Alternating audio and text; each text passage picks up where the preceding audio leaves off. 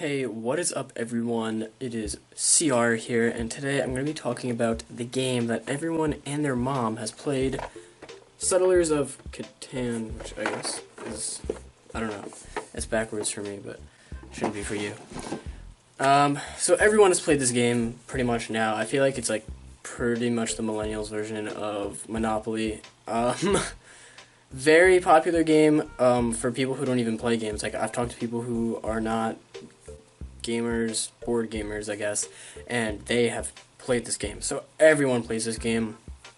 And personally, I really enjoy this game. I think Catan's a great game.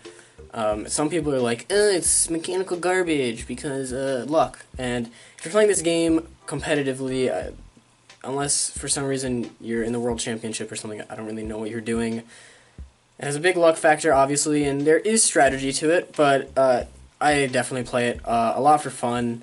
But it's really fun. It's a fun game. But there are a lot of things I enjoy about it and a lot of things I don't enjoy about it. But most of the things I don't enjoy about it are more or less situations that happen within the game, not the game itself. So today I'm going to be counting down my top 5 favorite things and least favorite things about this game. Also, usually for something like this, I would have gameplay in the background, but I don't have gameplay of this game, and whatever, like, you win some, you lose some. So here we go. I'm going to start with my number 5 dislike. Okay, so number 5 on my dislike is every time you play this game with a new person, I swear you hear a different name for each resource. And this isn't a problem with the game, it's more or less playing the game, and this isn't like a huge gripe. I actually had a really hard time getting 5 things I dislike about it, but you hear some crazy stuff, like playing with different people. I think the first time I played this game, people called sheep meat, and actually sheep is actually, according to the rulebook, it's supposed to be wool, but if you call it wool, kill you. Just call it sheep. It's just some very bizarre things. So every time you play it, you like learn a new language. It's just really weird. It's not really a big downside. It's not something I actually get upset about, but it's funny, I guess. So I guess that's number 5. That was really bad. I can't think of 5 things I really hate about this game. Number 5 on my likes is the board and components. The board and components in this game are really cool. I really like the tiles. They're like super cool, and just like the board making I think is cool, and it really feels like you're building stuff with the roads and the houses. That's something I really enjoy, having like a physical attribute to the stuff you're doing in game. So I think that's really cool. The art is really nice on everything, and collecting the cards and stuff is like super awesome. Like, you just feel like, oh my god, I'm like this sick farmer dude, or not even farmer, but I don't know, just collecting, just like, the game is nice to play, I guess, is what I'm trying to say. Yeah. Number 4 is another one that's not really about the game. The only real thing I could say I dislike about the game would be the luck in it, but the thing about that is I don't care, because I don't really care if I win this game. I'm just playing it for fun, so I like to do a lot of wacky stuff. But one thing that does grind my gears is like unironic, illogically bad trades. So look, I can understand sometimes, you know, you make a mistake, but I think a lot of people when they're playing this game don't realize that everyone asking you for a trade is asking for something that they want, not just something that you can get from them. So it's benefiting both sides. But like, there's times where people are at like 9 points and they will just like pretty much give them a city, and I'm like, boy, what are you doing? So obviously some people are not hardcore like me, just kidding, but yeah, like, sometimes it's crazy, like the trades that happen. And for me, I like to make really bad trades, like, on purpose to be funny, because like I said, I don't really care. But yeah, so that's number 4. Okay, the number 4 thing I really like about this game is that it's really easy to learn and pick up. When I learned this game, it took me like maybe 5 minutes to learn, so like, it's very easy, and anyone can play it, so it's great for family occasions, and it's even good to play with gamer friends, because you can really there are ways to screw people over and stuff, and there is strategy to it, although it's a lot of luck. But it's really easy to learn, and honestly pretty easy to master too. So anyone can jump in, and you can use it for really any occasion. The first time my girlfriend came over, and like well, we weren't dating yet, but it was a girl I really liked. I didn't know what to do, so I made her play Catan with my family, and it was actually like a good introduction to my family and stuff. I don't know, it was just like, it actually went a lot better than you would expect. So it can really be used for any occasion, anyone can learn it, and it can just be used in like any social situation. So, it's not hard enough that, you can't just play it at like a party or something, and it's not easy enough to where someone who, a very experienced gamer, would be bored playing it. So that is number 4. Number 3 does have to do with a little bit of luck. Like I said, I don't really care about the luck of what happens, but I kind of care about the effect. So sometimes you're just completely useless and you can't do anything in a game that really includes everyone at all times. But in this game, occasionally you're just sitting there for rounds and rounds and rounds, and you are literally incapable of doing anything. Especially if you have like 0 cards, that really sucks. But occasionally the game does slow down, and that sucks, but most games do. So that's number 3. On the other side of the same coin, the randomness and luck of this game is something I really like.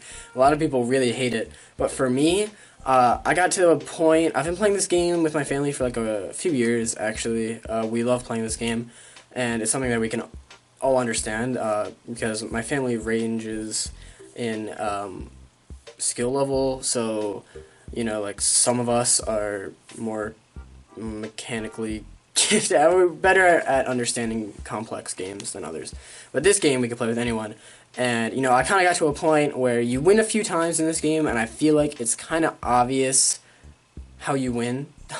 So, what I like to do is I like to go for just wacky wins, like go on really bad numbers, or just go with one resource and try to win it all from that. Yeah, so the randomness really helps with that, because there are times where, logically things shouldn't work, or mathematically or statistically things shouldn't work, but they actually do end up working for some reason. And I think that's really funny, and it makes the game really enjoyable, and kind of prevents it from going stale sometimes. Number 2 on my dislike list is it can still get stale. I mean, once you've played this game a few times, it seems like it should be limitless, but it kind of is, but you kind of get the gist of how you're going to win this game, and like the starting settling phase, I guess, is like one of the most important things. So it can get really stale after a while. I think I watched someone's top 100 games on Dice Tower, and they put it like 50, and people in the comments, I can't like quote them exactly, but they're like, it's good, but it hits the table so many times that you're not like stunned by it. So yeah, I definitely still think it's a great game, but it can definitely get stale and boring after playing it over and over and over. Number 2 for like is actually something that an opinion I share in common with Cosmic Encounter, and it's that everyone is always playing the game at all times. So basically, even when it's not your turn, you still have a slight influence over the game, and that keeps people paying attention, I guess, and it just makes everyone involved. So that's really good, and something I really enjoy about it, because you won't get bored when it's not your turn. So that is my number 2 like.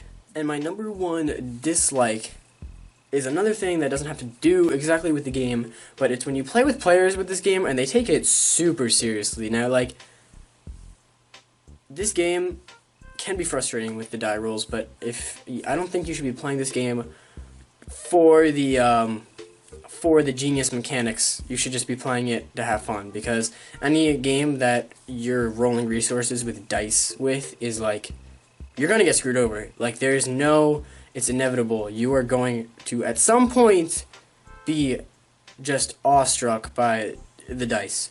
So people who take this game really seriously is kind of frustrating to play with. So that is kind of what brings it down sometimes, but it's not the game, it's more of people playing it. So I can't say something I dislike about the game, but something I dislike about playing the game.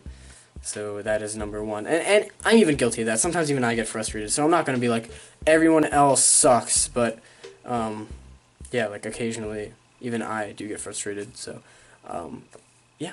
Number one is kind of the same thing as number three, but a little bit differently. Anything can happen in this game. I very honestly believe that you can come back from being 3, 4, 5 points down and still win. There's ways to do it, and I think that people really, like, they think you get ahead and then it's just over. But anything can happen in this game. You know, you could roll 2 over and over and over. Is the chances good? Absolutely not. But can it happen? Yes. So, you know, you're always kind of in the game, and I really enjoy that. And even if you are losing, you still influence the game by trading with certain people. Like, for example, last night I actually played this game, and me and my dad were doing really bad, so we would just trade with each other, and I would just try to get him as fed as possible with resources. But eventually, even I got pretty close to winning, and a lot of people, I mean, people didn't really realize it, but you know, I had 6 points, and if I just connected like one or two more roads, I would have had longest road, and then I only would have needed one more knight for largest army. So I was actually pretty close to winning, even though it didn't appear I was. And by the way, my starting colonies were a 3, an 8, a 10, and a 2 and a 5. I went for the ore monopoly, and ore like never got rolled, but I still was in it. So anything could happen. The dice are really wacky, and that frustrates a lot of people, and I completely understand that. It even frustrates me. Wow, I can't speak English. But at the same time, it makes me really happy sometimes. So that is my number one for that. Alright, thank you guys so much for watching this video. I just thought it would be fun to make, and yeah, I don't know. I really don't like just like talking in front of a camera. I usually like having gameplay of the game in the background, because I feel like that's something that a lot of video game players do, and I feel like board games aren't that far from that. I guess like in a lot of my reviews, I like to have the gameplay in the background, but this isn't really a review, so whatever. But anyway, thank you so much for watching. If you want, you can like this video. I'm not going to force you to. And then also, if you want to, you can subscribe. But I'm not going to force you to do that either, because it's a free country. Or free world, wherever you are residing. Alright, bye.